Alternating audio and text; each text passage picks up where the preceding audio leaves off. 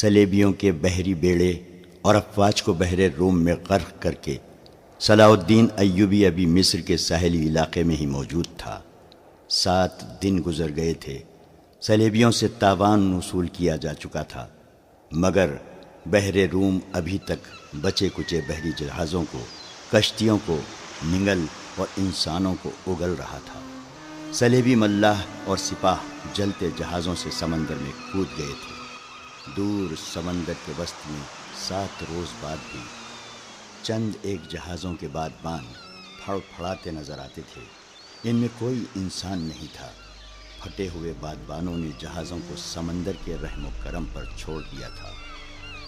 صلاح الدین ایوبی نے ان کی تلاشی کے لیے کشتیاں روانہ کر دی تھیں اور ہدایات دی تھیں کہ اگر کوئی جہاز یا کشتی کام کی ہو تو وہ رسوں سے گھسیٹ لائیں، اور جو اس قابل نہ ہو ان میں سے سامان اور کام کی دیگر چیزیں نکال لائیں۔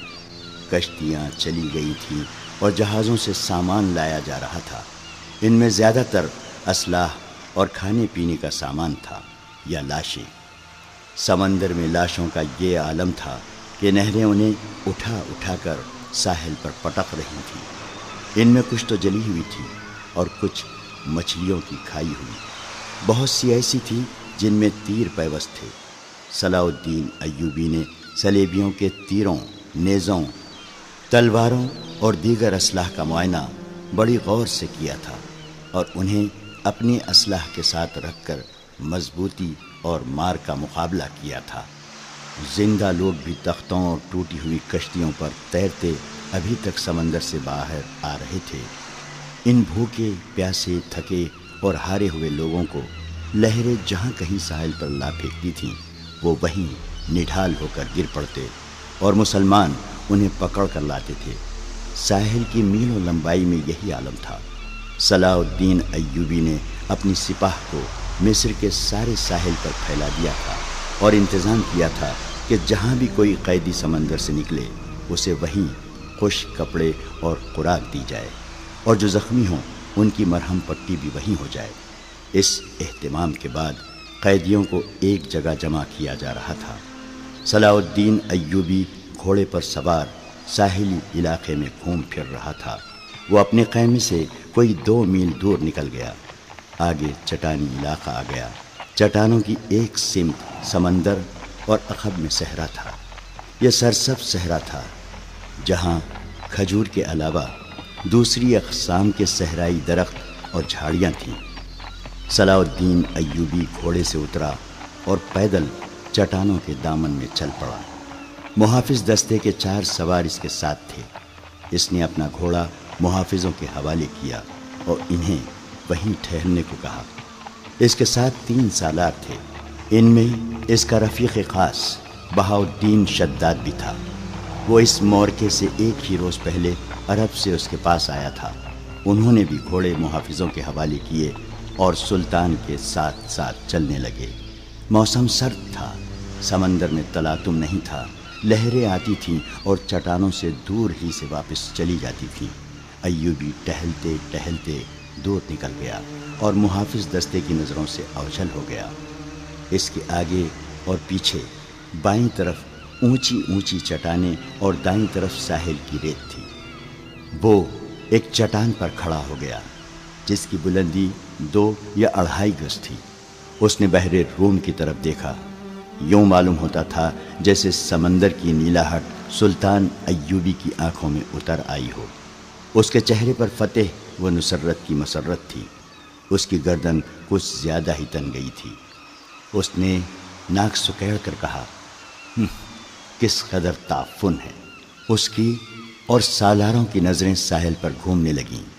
پھڑ پھڑانے کی آوازیں سنائی دی اور پھر ہلکی ہلکی چیخیں اور سیٹیاں سی سنائی دیں۔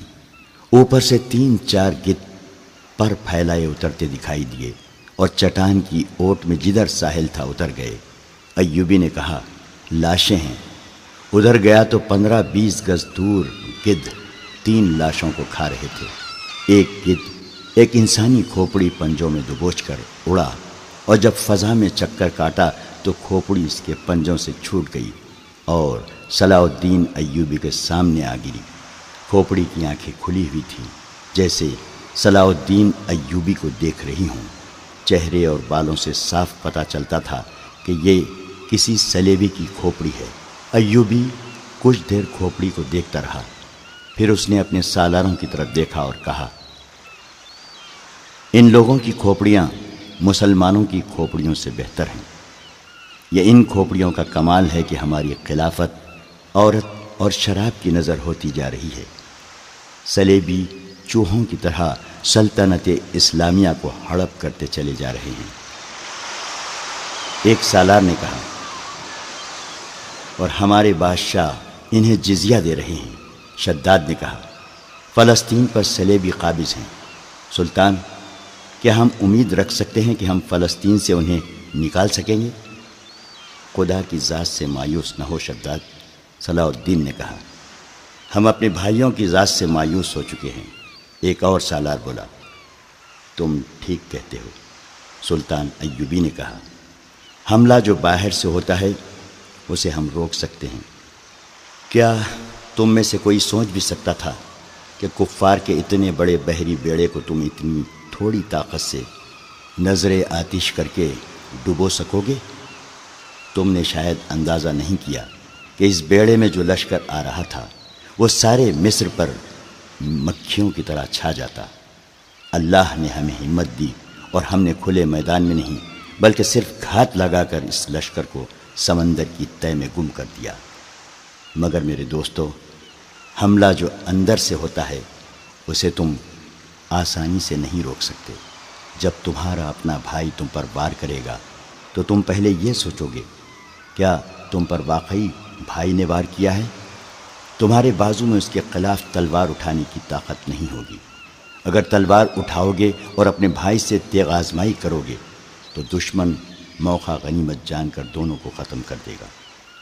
وہ آہستہ آہستہ ساحل پر چٹان کے ساتھ ساتھ جا رہا تھا۔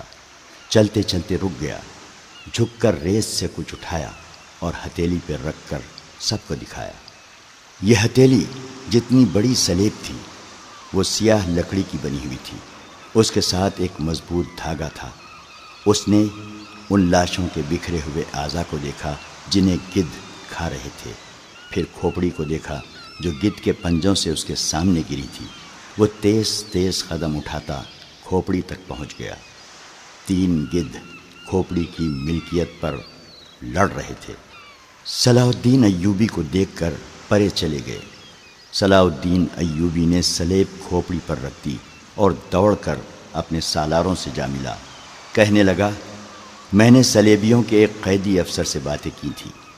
اس کے گلے میں بھی جو سلیب تھی، اس نے بتایا کہ سلیبی لشکر میں جو بھرتی ہوتا ہے اس سے سلیب پر ہاتھ رکھ کر حلف لیا جاتا ہے کہ وہ سلیب کے نام پر جان کی بازی لگا کر لڑے گا اور وہ روئے زمین سے آخری مسلمان کو بھی ختم کر کے دم لے گا۔ اس حلف کے بعد ہر لشکری کے گلے میں سلیب لٹکا دی جاتی ہے۔ یہ سلیب مجھے ریت سے ملی ہے، معلوم نہیں کس کی تھی۔ میں نے اس کھوپڑی پر رکھ دی تاکہ اس کی روح سلیب کے بغیر نہ رہے۔ اس نے سلیب کی خاطر جان دی ہے۔ سپاہی کو سپاہی کے حلف کا احترام کرنا چاہیے۔ سلطان، شداد نے کہا، یہ تو آپ کو معلوم ہے کہ سلیبی یروشلم کے مسلمان باشندوں کا کتنا کچھ احترام کر رہے ہیں۔ وہاں سے مسلمان بیوی بچوں کو ساتھ لے کر بھاگ رہے ہیں۔ ہماری بیٹیوں کی آبرو لوٹی جا رہی ہے۔ ہمارے قیدیوں کو انہوں نے ابھی تک نہیں چھوڑا۔ مسلمان جانوروں کی سی زندگی بسر کر رہے ہیں۔ کیا ہم ان عیسائیوں سے انتقام نہیں لیں گے؟ انتقام نہیں، صلاح الدین ایوبی نے کہا، ہم فلسطین لیں گے، مگر فلسطین کے راستے میں ہمارے اپنے حکمران حائل ہیں۔ وہ چلتے چلتے رک گیا اور بولا، کفار نے سلیب پر ہاتھ رکھ کر سلطنت اسلامیہ کے خاتمے کا حلف اٹھایا ہے۔ میں نے اپنے اللہ کے حضور کھڑے ہو کر اور ہاتھ اپنے سینے پر رکھ کر قسم کھائی ہے کہ فلسطین ضرور لوں گا اور سلطنت اسلامیہ کی سرحدیں افق تک لے جاؤں گا۔ مگر میرے رفیقو، مجھے اپنی تاریخ کا مستقبل کچھ روشن نظر نہیں آتا۔ ایک وقت تھا کہ عیسائی بادشاہ تھے اور ہم جنگجو۔ اب ہمارے بزرگ بادشاہ بنتے جا رہے ہیں اور عیسائی جنگجو۔ دونوں قوموں کا رجحان دیکھ کر میں کہہ رہا ہوں کہ ایک وقت آئے گا جب مسلمان بادشاہ بن جائیں گے مگر عیسائی ان پر حکومت کریں گے۔ مسلمان اسی میں بدمست رہیں گے کہ ہم بادشاہ ہیں، آزاد ہیں، مگر وہ آزاد نہیں ہوں گے۔ میں فلسطین لے لوں گا مگر مسلمانوں کا رجحان بتا رہا ہے کہ وہ فلسطین گنوا بیٹھیں گے۔ عیسائیوں کی کھوپڑی بڑی تیز ہے۔ 50,000 سوڈانی لشکر کو کون پال رہا تھا؟ ہماری خلافت اپنی آستین میں ناجی نام کا سانپ پالتی رہی۔ میں پہلا امیر مصر ہوں جس نے دیکھا ہے کہ یہ لشکر ہمارے لیے نہ صرف بیکار ہے بلکہ خطرناک بھی ہے۔ اگر ناجی کا خط پکڑا نہ جاتا تو ہم سب اس لشکر کے ہاتھوں مارے جا چکے ہوتے یا اس کے قیدی ہوتے۔ اچانک ہلکا سا سناٹا سنائی دیا اور ایک تیر صلاح الدین ایوبی کے دونوں پاؤں کے درمیان ریت میں لگا۔ جدھر سے تیر آیا تھا اس طرف سلطان ایوبی کی پیٹھ تھی۔ سالاروں میں سے بھی کوئی ادھر نہیں دیکھ رہا تھا۔ سب نے بدک کر اس طرف دیکھا جدھر سے تیر آیا تھا۔ ادھر نوکیلی چٹانیں تھیں۔ تینوں سالار اور صلاح الدین ایوبی دوڑ کر ایک ایسی چٹان کے اوٹ میں ہو گئے جو دیوار کی طرح عمودی تھی۔ انہیں توقع تھی کہ اور بھی تیر آئیں گے۔ تیروں کے سامنے میدان میں کھڑے رہنا کوئی بہادری نہیں تھی۔ شداد نے منہ میں انگلیاں رکھ کر زور سے سیٹی بجائی۔ محافظ دستہ تیار ہو چکا تھا۔ گھوڑوں کے سر پر ٹاپو سنائی دیے اور اس کے ساتھ ہی تینوں سالار اس طرف دوڑ پڑے جس طرف سے تیر آیا تھا۔ وہ بکھر کر چٹانوں پر چڑھ گئے۔